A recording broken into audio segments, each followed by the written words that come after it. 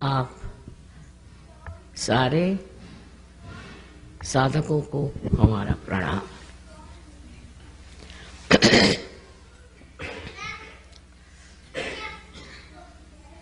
हम मंदिरों में जाते हैं भगवान के दर्शन करने और चाहते हैं कि हमें वो प्राप्त हो। इतना ही नहीं, हमारे अंदर अनेक इच्छाएं होती हैं जो हम सोचते हैं कि परमात्मा परिपूर्ण कर देंगे। ऐसे अनेक कारणों से हम मंदिरों में जाते हैं कि वहाँ का वातावरण हमें शांति दे और समाधान दे। ये बात तो सही है कि ये सब चीजें घटित हो सकती और इसीलिए मंदिर बनाए गए हैं, लेकिन इससे भी आगे कुछ जाने का और कुछ पाने का है, और इसका मूल तत्व भी हमारे हिंदू शास्त्रों में लिखा हुआ। लेकिन जब हम कुछ पढ़ते हैं तो उसके अंदर छिपा हुआ अर्थ हम नहीं समझ पाते कभी कभी। अभी आज अच्छा है कि कृष्ण के मंदिर में ही आपने मुझे बुलाया, क्योंकि कृष्ण भी बड़ा महत्वपूर्ण स्थान। हमारे कुंडलिनी के जागरण की जो हम बात करते हैं उसमें कृष्ण का स्थान बहुत ऊंचा। उनके बगैर तो कुछ काम हो ही नहीं हो सकता। उनका स्थान हमारे अंदर, यहाँ पीठ के पीछे में कहना चाहिए, गर्दन के नीचे, इस जगह उनका स्थान है। अब ये बात है या नहीं, ये हम जो बात करें सच है या नहीं, इसकी भी आपको प्रचिति होनी चाहिए। क्योंकि हम कह रहे हैं इसलिए आपको मान नहीं लेना चाहिए। और इसी वजह से हम सहयोग में जब आते हैं तब ये होता है कि हमारे अंदर बसी हुई ये शक्ति जो त्रिकोणाकार अस्थि में है, जिसको हम कुंडलिनी कहते हैं, ये सारा शास्त्रों में लिखा हुआ है, ये कोई हम ही कह रहे ऐसी बात नहीं।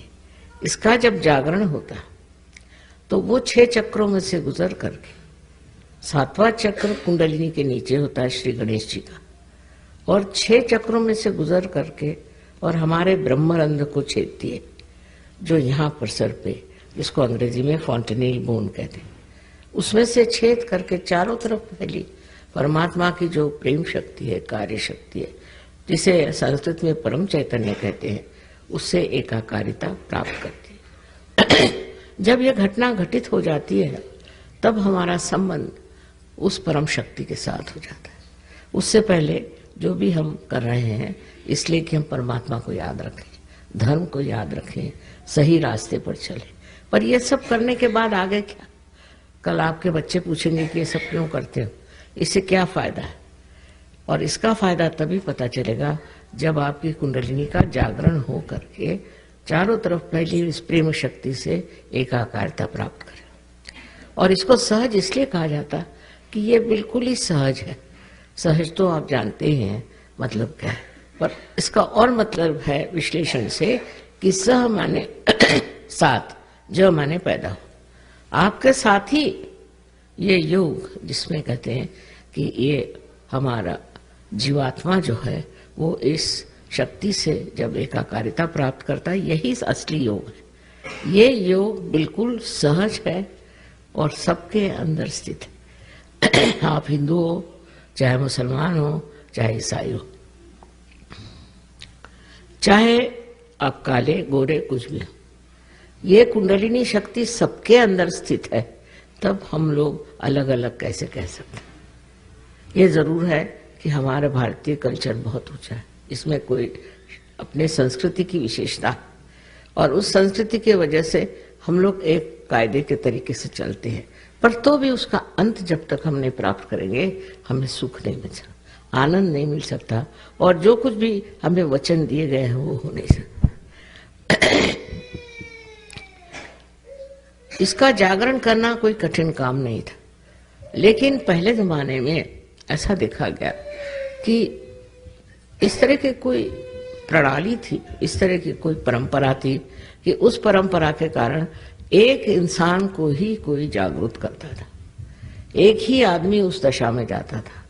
मुझे लगता हो सकता है उस वक्त लोगों को ये भी डर हो कि कोई जागरूकतावस्था में चला जाए तो उसको सब लोग सताएंगे। आपने सुना होगा कि हमारे देश में जहाँ इतनी भारतीय संस्कृति है, किस तरह से हरेक अवतरण को भी और हरेक परमात्मा के भक्तों को भी, इतना ही नहीं पर संतों को भी लोगों ने बहुत सताया।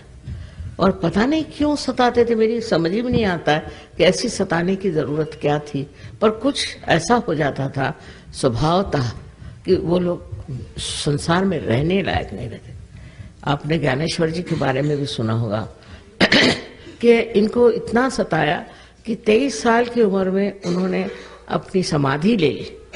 जीते जागते 23 साल की उम्र में उन्होंने अपनी समाधि ले ली। इतना हम लोगों ने उन्हें सताया। उसके कारण ये थी कि मनुष्य समझ ही नहीं पाता था कि ये जो सूक्ष्म बात कहते हैं इसमें कोई अर्थ है।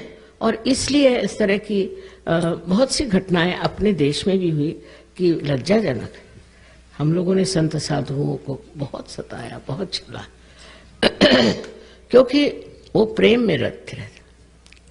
उनका विश्वास तो था ही, भयंकर जबरदस्त था, और वो प्रेम में रत रहते थे। इस वजह से शायद हो कि लोगों को अच्छा नहीं लगा। बहरहाल उसका कारण कुछ भी हो, बात एक कहने की ये है कि हमें भी उस चीज को प्राप्त कर लेना चाहिए। आज समाज में सहयोग 72 देशों में चल रहा है, तो ऐसी कोई समस्या खड़ी नहीं होगी जब आप संत हो जाएंगे तो आपको कोई तकलीफ होगी। पर संत होने के लिए कोई चीज छोड़ना छाड़ना ये गलत बात है। कि जैसे बुद्ध धर्म आने पर लोगों ने ये शुरू करी चीज, लेकिन तब आदि शंकराचार्य 6ठी शताब्दी में आए और उन्होंने कहा सब बेकार चीजें। खुद उन्होंने संन्यास लिया था क्योंकि उन्हें कार्य करना था, पर उन्होंने कहा इस तरह का संन्यास लेना, इस तरह के कपड़े पहनना, इसे जो बुद्ध मार्ग है वो सब गलत है। आप अपने ही घर में बैठ के अपने ही हालत में इसको प्राप्त कर सकते हैं। उन्होंने सबसे ज्यादा सहयोग पर लिखा और उन्होंने ये कहा कि जब आप इसको प्राप्त करते हैं, जब आपके अंदर ये घटना घटित होती है तो ठंडी ठंडी आवाज, सलीलम सलीलम, ये शब्द उन्होंने लगाया। और इस तरह से उन्होंने कहा कि हमारे अंदर इस तरह से ये घटित होने के बाद धीरे धीरे सलीलम सलीलम, ये परमात्मा की जो चैतन्य शक्ति है अंदर बहना शुरू हो जाती है। सबसे ज्यादा आदि शंकराचार्य जिन्होंने कि अपने हिंदू धर्म को स्थापित किया, फिर से स्थापित किया, उन्होंने इस पर इतना कुछ लिखा, पर कोई विचार ही नहीं करता, उधर ध्यान नहीं देता। और उन्होंने ये जो हम जिसे अंग्रेजी में वे लोग वाइब्रेशंस कहते हैं, उसको स्पंद शब्द लगा। स्पंद, हृदय में स्पंद होता है ना, हृदय का स्पंद, ऐसे ही उन्होंने कहा ये स्पंद हाथ से बहता है। ये सब घटित होना चाहिए अगर हम उनको मानते हैं तो।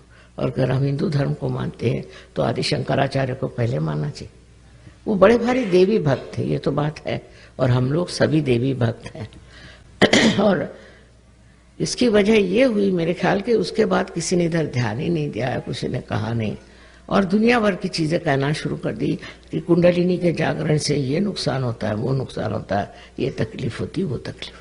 ये बिल्कुल झूठ, सरासर झूठ बात है। ऐसे कुछ नहीं होता। जिस परमात्मा ने आपको बनाया, मनुष्य बनाया, उनकी खुद की इच्छा है कि आप इसको प्राप्त करें। और ये आपकी स्वयं की माँ, अपनी अकेली माँ है, आपकी माँ है, और आपके बारे में सब कुछ जानती है। आपसे कुछ गलतियां भी हुई होंगी, आप में कुछ आकांक्षाएं रही होंगी, आप चाहते होंगे कि हम ये बन जाए, कुछ स्वप्न रहे होंगे। उनको पूरित करने के लिए ये लालायित है कि आपको अपना दूसरा जन्म प्राप्त हो, और ये देना चाहती है। वो आपको कैसे तकलीफ देगी? जब आप पैदा हुए थे तो सारी तकलीफें तो माँ ने ही उठाई थी, आपने कुछ उठाई थी क्या? इस तरह की गलत सलत बातें, धारणाएं फैला करके लोगों को और भी वंचित कर दिया, हटा दिया गया कि असलियत के। ये सही है कि मेरा जन्म एक ईसाई धर्म में हुआ था, तो शालिवाहन के हम वंशज हैं। तो वो किसी कारण से वो लोग ईसाई हो गए थे, लेकिन मेरे माँ और बाप दोनों भी संस्कृत के बड़े भारी विद्वान थे, और उन्होंने इस पर बहुत कुछ विचारणा की थी। उनका कोई धर्म छोड़ने की बात ही नहीं है। असल में बात है कि जो धर्म का बड़ा धर्म है, जिसे हम स्वधर्म, शिवाजी महाराज ने कहा था कि अपना स्वधर्म बढ़ाइए, स्वधर्म बढ़ाइए। स्व क्या? स्व आपकी आत्मा है, और उसका धर्म बढ़ाने को शिवाजी महाराज कह गए थे। उस स्वधर्म की बात ही हमारे माता पिता ने कहा था कि सबका स्वधर्म बढ़ाओ। उसमें ये सब चीजें कि हम ये हैं, हम वो हैं, वो खत्म होके हम विश्वव्यापी हो जाते। हम विश्वव्यापी हैं।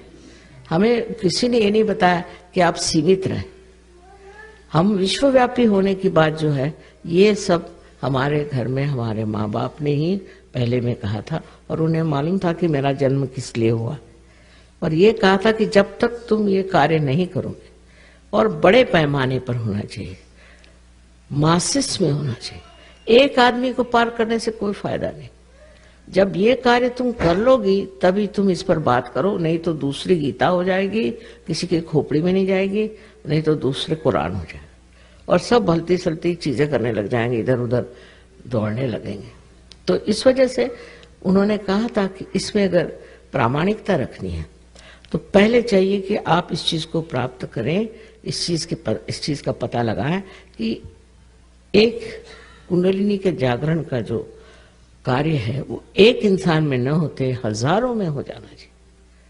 अब तो सालों तक, मेरे 47 साल की उम्र तक मैं इसी की खोज करती रही कि मानव में क्या खराबी है, क्यों मानव नहीं प्राप्त कर सकता, हर एक आदमी में क्या प्रकार। मेरे फादर पुराने बहुत देशभक्त थे, और उनका संबंध बहुत सारे लोगों से आता था। वो पार्लियामेंट के मेंबर थे, कॉन्स्टिट्यूएंट असेंबली के मेंबर थे, और उनके साथ रहने से मुझे लोगों से बहुत संबंध आता था।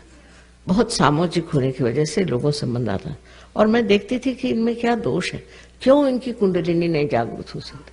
उसके बाद मेरे पति भी ऐसे नौकरी पर रहे और ऐसी जगहों पर रहे कि वहां भी बड़ा सामाजिक जीवन था।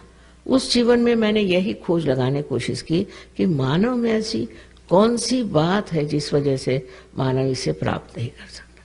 बाद में जब मुझे पता चला कि इस तरह के मेल जोल से ये चीज बन सकती है, तो मैंने ये काम 1970 साल में शुरू किया। 1970 में सिर्फ एक स्त्री हमारी शिष्या उनके आई थी, वो नहीं रहे, काफी उम्र थी उनकी, लेकिन उसके बाद 12 लोग हो गए।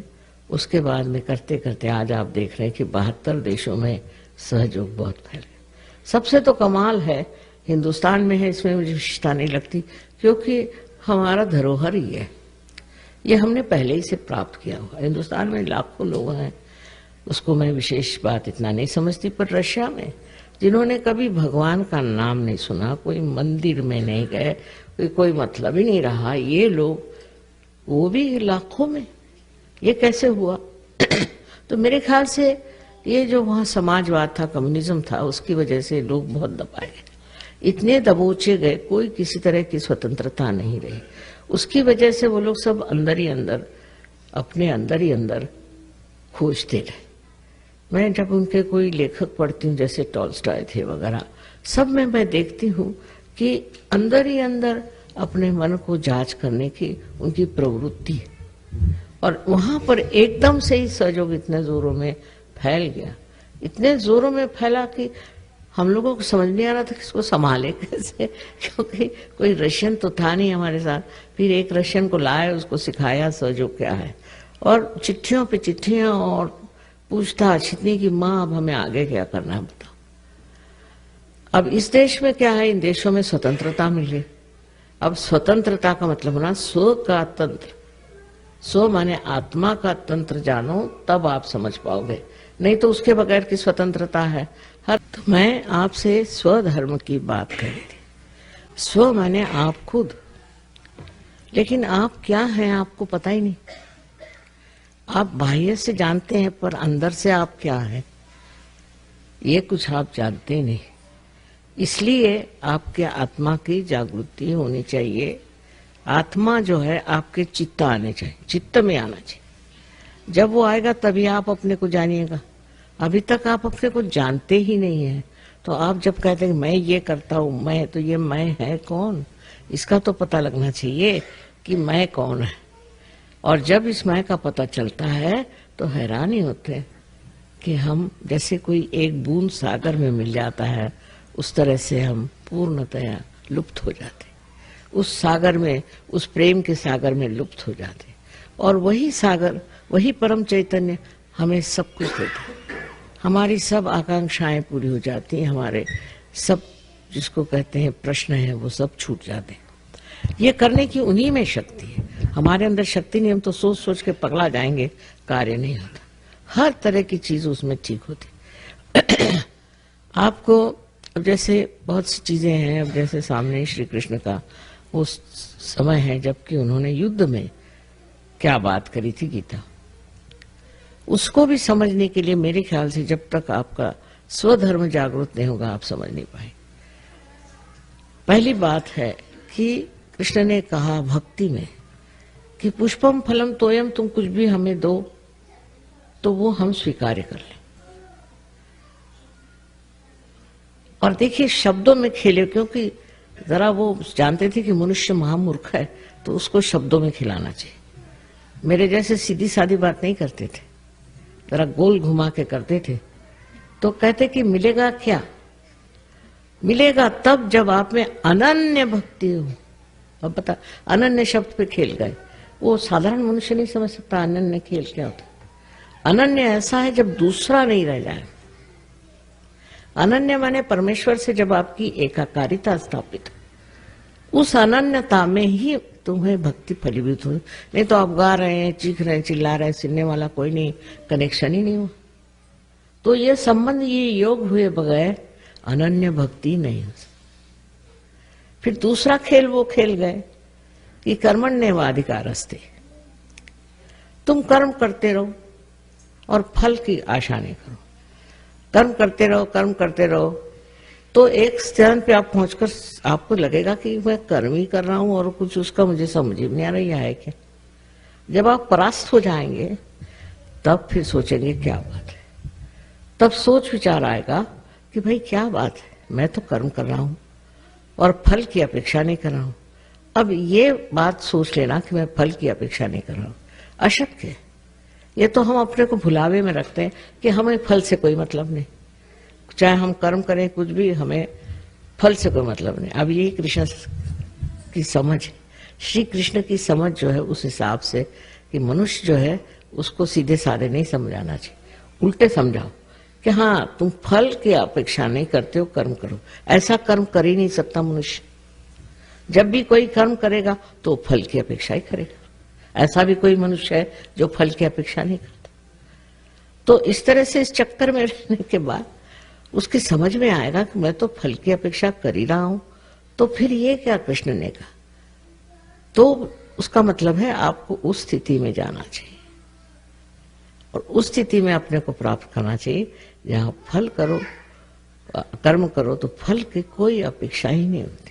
ऐसी स्थिति आनी चाहिए। ना साफ साफ उन्होंने भक्ति मार्ग और कर्म मार्ग को अपने इसमें समझाया, लेकिन उसकी जो बात है वो तभी समझ सकते हैं कि जब उसके अक्षरों के बीच हम पढ़ सकें कि श्री कृष्ण क्या करें।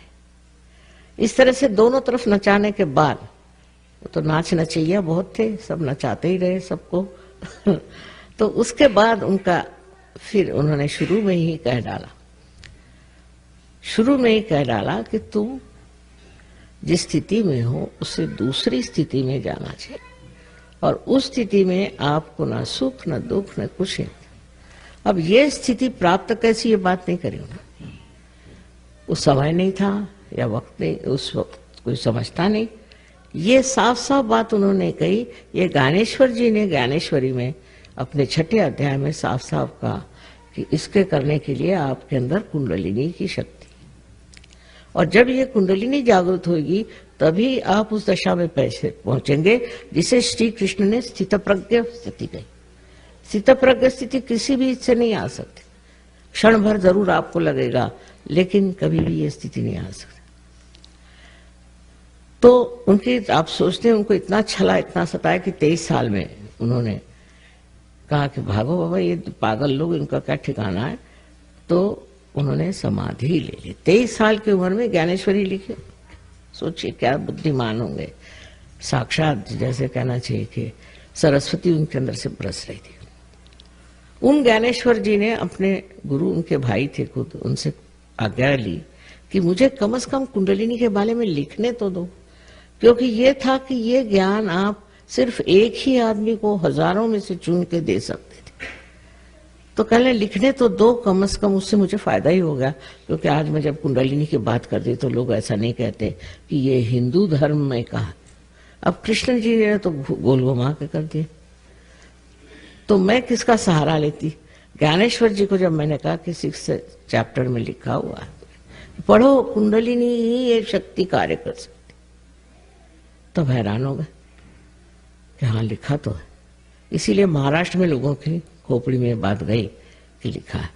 पर उन्होंने क्यों, कबीर दास जी ने लिखा है, पर वो जैसे कि पद्य में लिखा है, तो सारी बातें उन्होंने कुंडलिनी की लिखी है। आपको आश्चर्य होगा कि इतना साफ उन्होंने लिखा है कि शून्य शिखर पर अनहद बाजी दे। अनहद माने वही स्पंद, शून्य शिखर पर, यानी इस जगह से अनहद निकलता। ये उन्होंने साफ साफ लिख दिया, पर कबीर को तो कोई समझता ही नहीं मेरे ख्याल से। ईड़ा पिंगला सुख मन नाड़ी रे, ये जो 3 नाड़ियां हैं, इसका वर्णन इतना सुंदर दिया उन्होंने। पर वो कुछ तो भी कहते वक्त को काव्य में कुछ समझा कर कहते थे। जैसे उन्होंने कहा कि सैया निकस गए मैं ना लड़ी थी, तो हमारे लखनऊ वाले सोचते सैया माने प्रिय कर, क्षमा। लखनऊ में लोग बहुत दिलफेक बहादुर है, और उन्होंने सोचा कि इसका तो मतलब माँ होता है कि हमारे प्रिय कर चले गए। मैंने कहा आपको यही दिखाई गया, कबीर जी को इसकी अकल कहाँ से होगी कि अपने प्रिय कर चले गए। उन्होंने इसलिए कहा कि मेरी जिंदगी चली, मैं ना लड़ी, जब मेरी मृत्यु आई तो मैं लड़ी नहीं। इतना उन्होंने मृत्यु पर लिखा था। और आगे का ये लिखा है, चदरा ओढ़ के पलंगा पड़ी थी। साफ साफ उन्होंने लिखा, पर लोगों के समझ में नहीं आता, अब उसको प्रिय कर समझ रहे हैं। जब पहली चीज गलत गई तो सारी चीज गलत गई। और उन्होंने गोल घुमा घुमा करके लिखा, क्योंकि मनुष्य अगर कहे कि मृत्यु के समय में तो कोई पढ़ेगा ही नहीं। मनुष्य को लोग बहुत समझते थे, और इसलिए सबने ऐसे ही गोल गोल घुमा करके बात कही, सीधे करी नहीं, क्योंकि सीधे करने पे लोग मुंह मोड़ लेते। लेकिन मैं तो माँ हूं, माँ से कोई मुंह नहीं मोड़ता। और प्यार की जब आप वर्षा होती है तो कोई बुरा नहीं मानता, जो भी बात कहे आपके भलाई के लिए और अच्छाई के लिए। इस तरह से श्री कृष्ण के बड़े उपकार हैं मेरे ऊपर भी।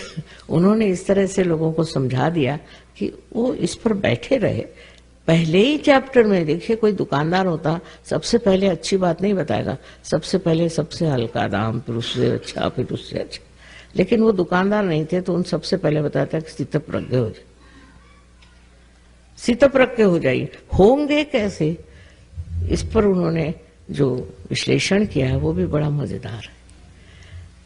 अब मैंने इसमें यही सोचा कि मनुष्य को सीधे सीधे सादी बात कर दो, और अगर आप उनको जागरण ही दे दो तो फिर उसके बाद बात ही क्या होनी, फिर उसके बाद कोई सवाल नहीं। अब कल भी वहां बहुत से लोग थे, हिंदुस्तानी खासकर, बहुत मुझसे सवाल पूछ रहे थे। पढ़े लिखे होंगे, कुछ थोड़ा बहुत जानते भी होंगे, तो हिंदुस्तानी ज्यादा सवाल पूछ रहे थे, और यहाँ के लोग नहीं, यहाँ के चुपचाप बैठे सुन रहे थे कि माँ क्या। जब उन्होंने सवाल पूछा, सब खत्म हुआ, मैंने कहा अब लोग जाने लगे, अब सवाल बंद करिए। तब सवाल बंद हुए और तब जागरण का कार्य हो। तो ये सवाल जवाब की बात नहीं है, ये पाने की बात है।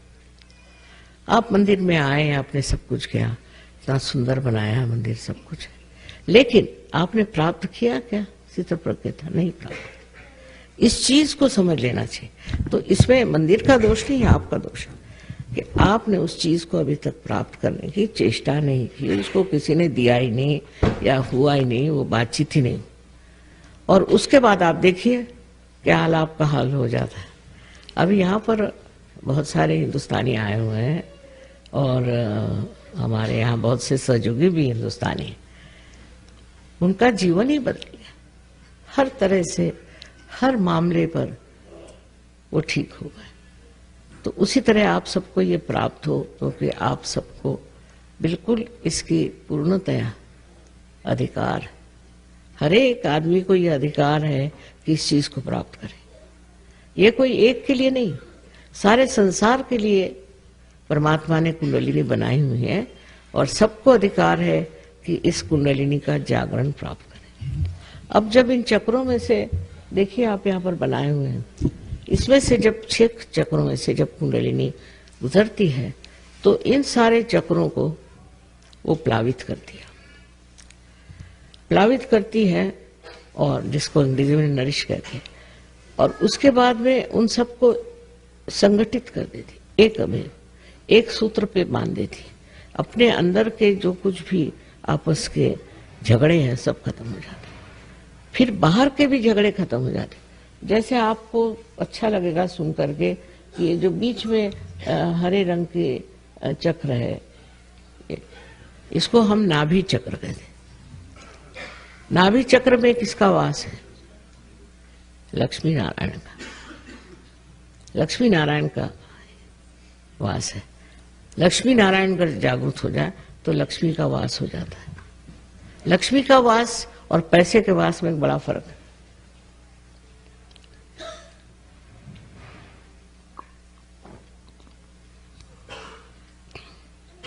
पैसे का मतलब ये होता है कि आज आपके पास एक चीज है तो उसके लिए लड़ झगड़ के आपने बड़ी मेहनत करके एक मोटर समझ लीजिए खरीदी। मोटर घर में आई लेकिन संतोष नहीं आया, समाधान नहीं आया। अब आप कहते घर बनाओ, फिर आपने मेहनत करके घर बनाया, उससे भी समाधान नहीं है। और सारा आज का जो अर्थशास्त्र है, इकोनॉमिक्स है, वो सारा इसी एक प्रिंसिपल पे है कि मनुष्य कभी किसी भी चीज से समाधान ही नहीं होता, उसको भगाते रहो। आज ये खरीद तो कल वो खरीद, तो कल वो खरीद, तो भी जो खरीदता है, इतनी मेहनत करता है, इतना पैसा लगाता, उसका समाधान नहीं प्राप्त होता। ये क्या बात है? जब आपने जिस चीज के लिए इतनी मेहनत की उसका कम से कम एक क्षण बैठ के समाधान तो लो, वो नहीं मिलता। अब जो दूसरी बात है कि जिसमें आप समाधान को उठा सकते हैं, ये लक्ष्मी तत्व है। लक्ष्मी तत्व में क्या होता है कि जब वो जागृत होता है तो हमारे जितने सांसारिक प्रापंचिक प्रश्न हैं वो सब छूट जाते हैं। ऐसे इस परिवर्तन के सिवा कोई और मार्ग आपके अंदर नहीं, क्योंकि इस परिवर्तन से आप में शक्ति आ जाती है, आप सशक्त हो जाते हैं। अपना आत्मसम्मान वो आप समझते हैं और उस आत्मसम्मान में ही आप गौरवान्वित होते हैं। उसके गौरव को आप समझते हैं कि बहुत बड़ी संपत्ति हमारे अंदर आ गई कि हम अपने आत्मा को समझते हैं और उसका हम सम्मान करते हैं। ये तो नहीं हो सकता कि हम आपसे कहें आप आत्मा हैं, इसको सिद्ध करना होगा और यही सिद्धता आप सहयोग में पाते हैं। दूसरी बात समझने की है कि ये आपके अंदर, सबके अंदर ये शक्ति है। अब आपका कर्तव्य होता है कि आपके अंदर जो शक्तियां आई हैं उसे आप जान लें। क्या क्या शक्तियां आपके अंदर है? पहली तो शक्ति आपके अंदर यह है कि आप स्वयं दूसरों को जागरूक कर सकते हैं। दूसरी शक्ति आपके अंदर यह आएगी कि ये दुनिया भर की जो इच्छाएं, आकांक्षाएं और जो लालसाएं हैं वो न जाने कहां खत्म हो जाती, क्योंकि ये अंधकार जो हमारे अंदर छाया हुआ जब प्रकाश आते ही नष्ट हो जाता है तो हम प्रकाश के रास्ते पर चलना शुरू कर देते। उसी में हमें बड़ा समाधान और आनंद, बहुत सुख मिलता है और इसी की हमें प्रतीक्षा थी जो आज हम अनुभव कर रहे हैं। ये चीज बातचीत की नहीं, अनुभव की, और जब हो जाती तो मानव एक विशेष स्वरूप का, मैं जिसको महामानव कहती हूँ, बन जाता। महामानव का मतलब पहले तो ये होता है कि वो अपने अंदर सबको महसूस कर सकता है, जिसको हम सामूहिक चेतना कहते हैं। वो हमारे अंदर जागृत हो जाती है और उस सामूहिक चेतना से हम क्यों किसी को मारेंगे?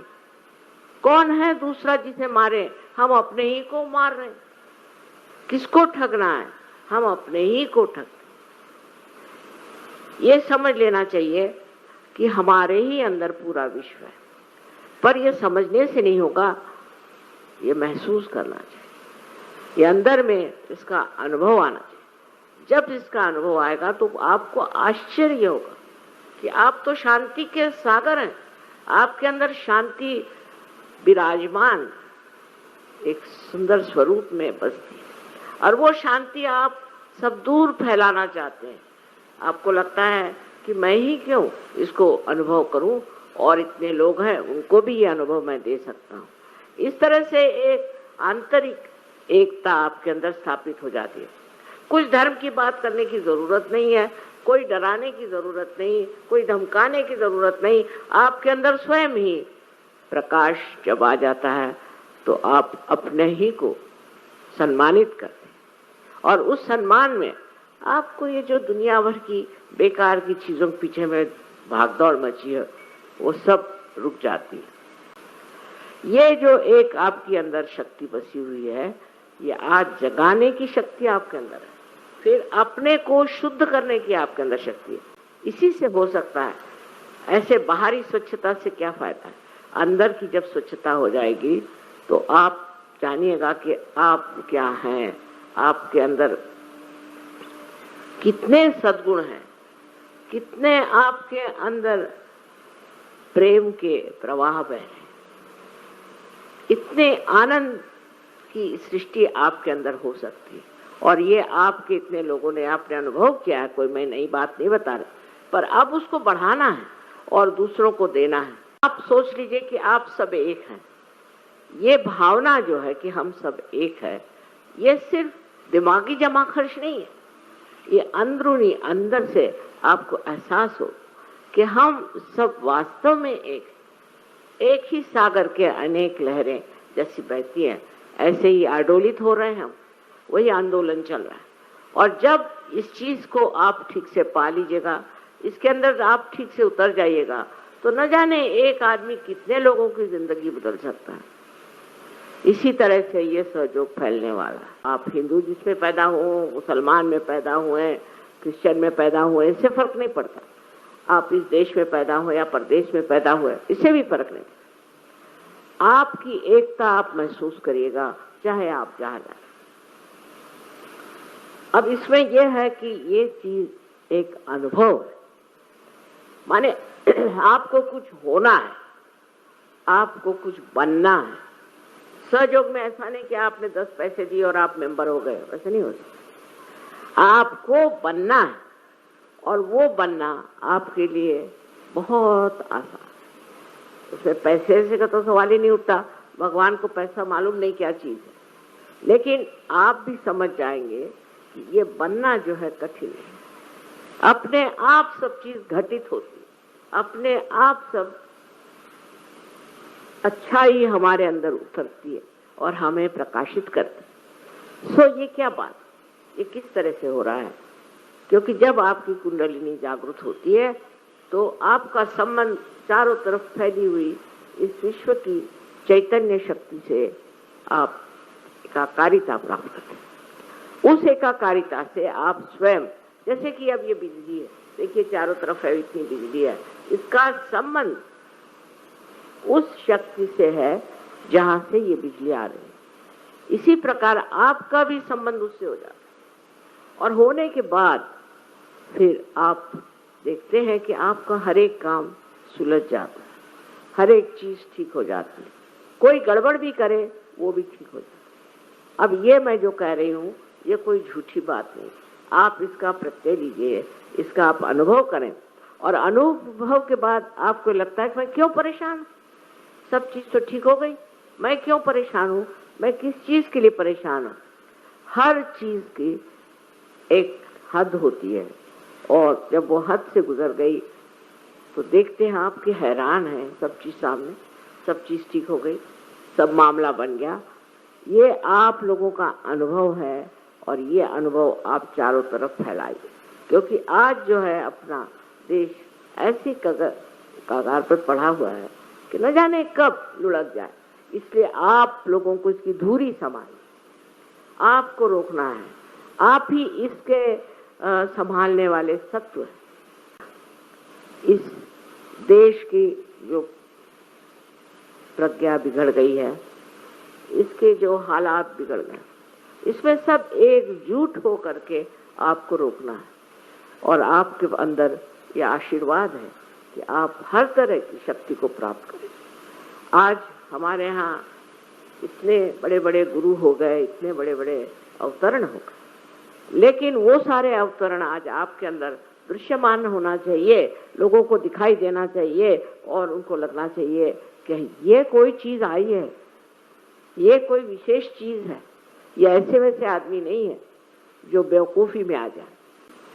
सहज का रास्ता प्रेम का, सिर्फ प्रेम, और प्रेम ही सत्य।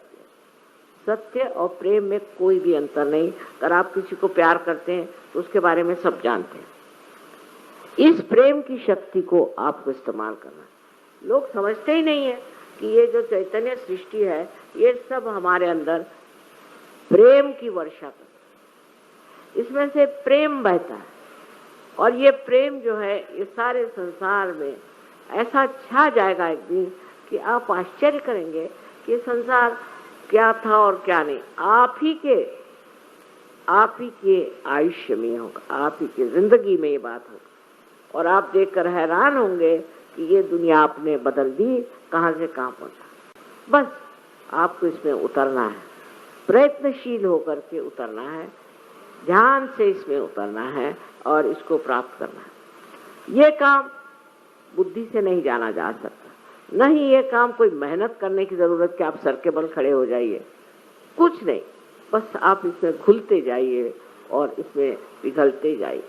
इस प्यार की जो महानता है वो ये है कि आपको कोई कष्ट नहीं होता। आपके सारे कष्ट जो है वो पता नहीं कहाँ नष्ट हो जाते हैं, और जो आपके अंदर जो एक नया जागरण होता है, उससे सारी दुनिया एक बड़ी अद्भुत सी चीज लगती है। वैसे देखिए तो परमात्मा ने बहुत सुंदर दुनिया बनाई, उसकी कोई गलती नहीं, और उसने आपके अंदर भी कुंडलिनी बना के रखी हुई। वो भी चाहता है कि आप अपने जागरण को प्राप्त करें और इसमें उतरें, पर आप छोटी छोटी चीजें में उलझे हुए हैं। बेकार की बात, जैसे कि कोई कहेगा साहब मैं तो ईसाई हूँ, मैं तो नहीं मानता, मैं फलाना हूँ, मैं तो नहीं मानता। अरे नहीं मानने से क्या फायदा है? सारे धर्मों में लिखा है कि आपको आत्म साक्षात्कार होना है। बगैर आत्म साक्षात्कार के आप परमात्मा को भी नहीं जानते। ये बात बिल्कुल सही है। और जब तक आप इसको प्राप्त नहीं करते, आप बेचैन, आप परेशान रहें, आप तकलीफ में रहें। और जैसे ही ये प्यार का सागर उमड़ता हुआ आपको अंदर खींच लेगा, आप सोचेंगे पता नहीं ये कैसे। इसी जन्म में आपका परिवर्तन हो गया है, और इस परिवर्तन को स्वीकार्य सर आंखों पे, और इसकी वजह से जो जो कार्य हो सकता है उसे बहुत प्रेम से, सुघड़, इतना शास्त्रीय और कोई सा भी मार्ग नहीं है। यह सर्वसाधारण बुद्धि तक पहुंचने वाली बहुत ही सादी कृति है कि कुंडलिनी का जागरण कर। इसके लिए कोई जरूरी नहीं कि कोई जाति पाति कुछ, ये सब व्यर्थ की बातें, व्यर्थ के विद्रोह है। आपस में जो रिश्तेदारी है, प्यार है, वो दूसरी तरह से समझना चाहिए कि जिसमें कोई लोभ नहीं है, कोई मोह नहीं है, कोई मत्सर नहीं है, सिर्फ प्यार ही प्यार। ऐसी रिश्तेदारी आपस में हो जाती है सहयोग में, और अगर कुछ कमी रह जाती तो उसको भी आप ध्यान से साफ कर सकते। ऐसे सुंदरतम महान जीवन के आप अधिकारी हैं और उसे प्राप्त करना है। ये भारतवर्ष योग भूमि है, यहाँ कुछ भी होने दीजिए, बेकार की चीजें होती रहती हैं, पर यह योग भूमि है। और इस योग भूमि का मतलब यह है कि यहाँ पर सबसे ज्यादा चैतन्य की महिमा, चैतन्य चारों तरफ फैला। अभी आप प्रदूषण की बात करते हैं, पर मुझे तो चैतन्य दिखाई देता है चारों तरफ। आप लोग जहाँ बैठे हैं वहाँ भी चैतन्य ही चैतन्य। जैसे जैसे सहयोगी बढ़ेंगे ये सब प्रदूषण आदि चीजें अपने आप नष्ट हो जाएंगी। ये मेरी बात आप बांध के रखिए। अब अपने जीवन की ओर थोड़ी दृष्टि करें कि हम क्या करें, हम अपना जीवन कैसा व्यतीत कर रहे हैं। रात दिन पैसे की चिंता, रात दिन और बेकार चीजों की चिंता करते हैं, या हम अपने चिंतन में बैठ के अपने को देख रहे हैं और अपने गौरव को देख रहे हैं, अपनी महानता को देख रहे हैं और उसके साथ अपने प्यार का प्रवाह सारे संसार में फैलाना चाहते हैं। ये एक सहयोगी का परम कर्तव्य है। उसको कुछ पैसा देना जरूरी नहीं, उसको कुछ करना जरूरी नहीं, उसके सारे कार्य ठीक हो जाएंगे। बस एक ही उसे करना है कि अपने को वो पूरी तरह से जान ले कि वो कितना महान है, उसमें कितनी विशेषता है। ये एक अंदर की जो एकता है उसका स्वरूप, उस एकता में आप मजे उठा रहे हैं। ये सब आनंद का प्रादुर्भाव है। आनंद फूटता है अंदर, ये इसका स्थान सारा हमारे हृदय में है। और इस आनंद को जब हम अपने अंदर प्राप्त करते हैं तो जैसे आपको बताया गया होगा कि सहस्त्रार में ये निरा आनंद हो जाता है। बस कोई कह नहीं सकता कि ये आनंद क्या, निरा आनंद, पूरी तरह से आनंद हर एक चीज में आता है। छोटी छोटी चीजों में, बड़ी बड़ी चीजों में, सब में आनंद ही आता है।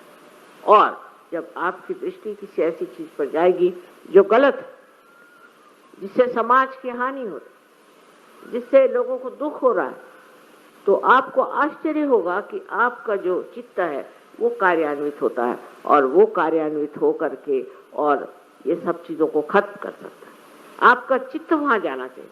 अगर आपका चित्त सब अपने में ही समाया हुआ है तो बेकार है, क्योंकि ये चित्त जो है ये प्रकाशित है। ये चित्त आप जहाँ भेजेंगे, कोई सी भी चीज आप जान ले, फौरन उस चीज का इलाज हो सकता है और वो भी सामूहिकता से होता है। पर हमारे चित्त को भी हमें स्वच्छ रखना चाहिए। अगर हमारा चित्त ऐसी ऐसी चीजों में उलझा रहे तो वो इतना कार्यान्वित नहीं हो सकता। पर अगर हमारा चित्त उस परम शक्ति से प्लावित है और उससे आशीर्वादित है तो वो चित्त इतना कार्य कर सकता है। कहीं भी आप जाएंगे आपको आश्चर्य होगा कि कल ही हमने सोचा था आज हो गया। होने का है उसी का होता है। अब उसमें जरूर है कि होने से पहले बहुतों में बाधाएं पड़ जाती हैं। आप जानते हैं गलत हो गई बातें, बहुतों के साथ में बहुत गलतियां हो, इस वजह से बाधा। लेकिन किसी तरह से इन तीनों के चक्कर चल करके और फिर पार करना ही है। आज नहीं, कल नहीं, कल। ये ऐसी अभिनव चीज है जिसको कि जो देखो सो ही अपना उठा करके नहीं कह सकता। ये होना पड़ता है। कुंडलिनी आपके सामने चलती हुई दिखाई देनी चाहिए, उसका स्पंदन उठता हुआ दिखाई देता। अब देखिए कि जो प्रणव सिर्फ हृदय में सुनाई देता है वो आपको थ्रू आउट करेगा। आप अगर स्टेथोस्कोप लेकर के देखें उस आदमी को जब आप देखेंगे कि जिसकी कुंडलिनी ऊपर उठी है तो आपको पता चलेगा कि उसका अनहद अलग अलग अलग अलग पॉइंट से होगा। अब देखिए कि कितना महत्वपूर्ण कार्य है कि त्रिगुण में बटी हुई ये शक्ति एक शक्ति हो जाए कि जो गुणातीत है, जिसमें गुण नहीं। कितना महत्वपूर्ण ये कार्य है। आज तक ये कार्य कभी हुआ नहीं पहले और न हुआ। लेकिन हमारे पास जो लोग आते हैं वो सब आधे अधूरे लोग हैं। वो समझते नहीं कि इसका महत्व क्या है। वो तो सोचते हैं कि दूसरी भी संस्थाएं हैं और ये दूसरी संस्थाएं होंगी, लेकिन सब संस्था इसी में आनी पड़ेगी, नहीं आएंगी तो वो बेकार। सारी संस्थाएं जब तक त्रिगुण को गुणातीत नहीं करती हैं तब तक सब व्यर्थ है। और अगर वो उसमें रुकावट डालती है तो बिल्कुल ही बेकार। किसी भी संस्था के विरोध में हम नहीं हैं, लेकिन वो संस्था होना चाहिए, मैंने संस्थापित होनी चाहिए। माने ये कि जो इसी कार्य के लिए चल रही है। और जब उसकी रुकावट आ जाती है, उनके विचारों की, उनके एजुकेशन की, उनके तौर तरीकों की, उनके ढंगों की, जब मनुष्य के असेंट में रुकावट आती है तो वो सारे ह्यूमैनिटी के विरोध में वो संस्था है। सारे समाज के विरोध में ये सब संस्था है। सहज योगी का मतलब वो होता है जिसने अपने को गुणातीत में पा लिया।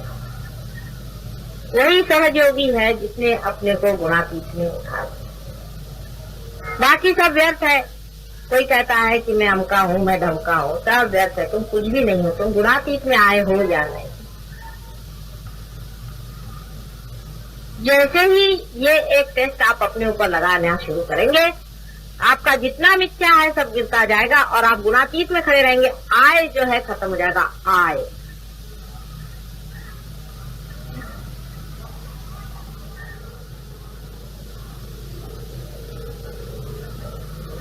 आपको गुणातीत में होना है।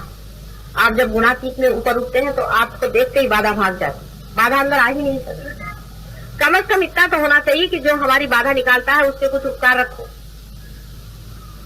उसके तक किसी को उपकार नहीं है। कल जो केस हमने करी थी वो 16-17 साल से लड़का बीमार है। उसके पास हम गए, बिल्कुल बुरी हालत थी, वो थर कांपने लगे हमारे साथ, और उसको हमने कोई 1-आधे घंटे में ठीक कर दिया। उसकी बाधा निकल गई, दिमाग उसका खुल। इससे बढ़ के और कोई इलाज इतना एक्सपेडाइट हो ही नहीं सकता, क्योंकि आप गुणातीत हो गए। आप मेरे पास आते हैं तो मेरे ऊपर नहीं उपकार कर रहे हैं, आप अपना ही बचाव कर रहे हैं। इसको समझ लीजिए।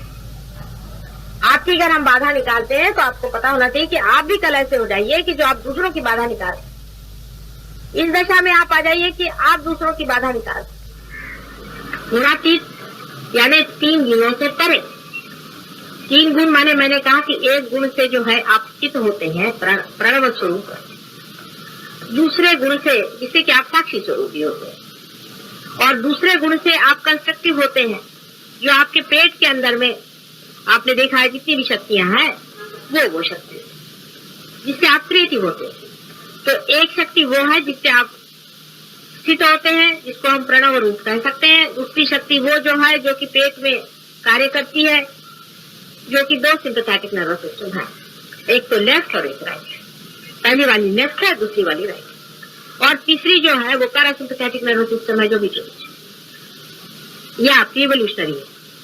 ये इवोल्यूशनरी शक्ति आपको चेतन मन में नहीं होती। आपका इवोल्यूशन आज तक का जो है चेतन मन में नहीं होता, अनअवेयर होता।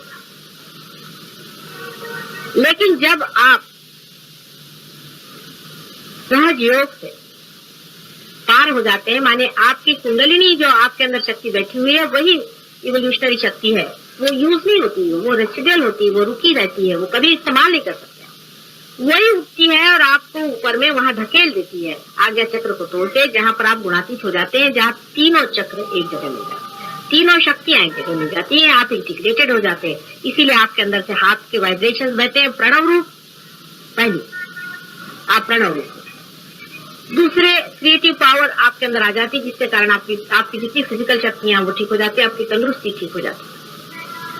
क्रिएटिव पावर आपके अंदर फॉलो होने लगती है कि आपकी सारी जितनी भी शक्तियां वो ठीक हो जाती हैं, आप क्रिएटिव हो जाते हैं, आप दूसरों की कुंडलिनियां भी देखने लग जाते हैं। और तीसरी शक्ति जो आपके अंदर आ जाती है वो है आप खुद इवॉल्व हो जाते हैं, आप खुद असेंट कर जाते हैं, आप ऊंचे उठ जाते हैं। उसकी पहचान ये है कि आप दूसरे को हाथ पकड़ के उठाते हैं। ये तीनों शक्तियां एक हो जाती हैं गुणातीत। इसलिए निर्विचारिता में जब आप पहुंच गए तो आप गुणातीत में गुणों से परे चले गए। आपकी तीनों ही शक्तियां इंटीग्रेट होकर के आपके अंदर से बहने लगी। रियलाइजेशन में क्या चीज होती है कि तीनों शक्तियां कैसे गुणातीत हो, इसलिए उसको आप सुन लीजिए। हाँ, तो 4th डायमेंशन है। 3 डायमेंशन में आप सत्वगुण में भी रहते हैं और रजोगुण में रहते हैं, तमोगुण में रहते हैं। तमोगुण से आप स्थित रहते हैं, रजोगुण से आप एक्टिवेट करते हैं, और सत्वगुण से आप इवॉल्व होते हैं। ह्यूमन स्टेज तक आप इवॉल्व होगा, या धर्म की भावना आपके अंदर आती है। रजोगुण से आप ये सोचते हैं कि इससे परे कोई चीज है, एब्स्ट्रैक्ट की बात आप करते हैं, इस संसार से परे कोई चीज है, उसके दृष्टि जाती है आदमी की। ये सत्वगुण से जाती है। जानवर कभी नहीं सोचता है धर्म की बात। 4th डायमेंशन आदमी में कब छूटा है, जब वो गुणातीत होता है। ये 4th डायमेंशन मैंने 3 डायमेंशन तो पहले मैंने आपसे बता दिए 3 गुणों के, और 4th डायमेंशन तब है जब आदमी सारे ही इन तीनों से परे निर्विचार में उठ जाता है, यूनिवर्सल अनकॉन्शियस में होता है। यूनिवर्सल अनकॉन्शियस जिसे कि साइकोलॉजिस्ट ईट कहते हैं, ID ईट। साइकोलॉजिस्ट को सब कुछ नहीं मालूम विचारों का, भी छोटे छोटे थोड़ा बहुत जानते, इधर उधर का पकड़ा हुआ है वो बताते रहते हैं। सम्यक पूरा वो कैसे जानेंगे, वो कोई माँ के रूप में थोड़ी ना, वो भी खोज रहे हैं, बच्चे हैं, एक थोड़ा थोड़ा जान। अब जब जो लोग एक रास्ते से आना शुरू कर जाते हैं वो मार्ग को काट डालते हैं। उसके लिए आपके लिए बना के रखी है कुंडलिनी, आपके अंदर बैठी हुई है, चुपचाप उसको आप इस्तेमाल कभी भी नहीं कर सकते, वो कभी भी उठ नहीं सकती। जब आपका इवोल्यूशन होगा, असेंट होगा, तभी वो उठती है और आपको गुणातीत में फेंकती है।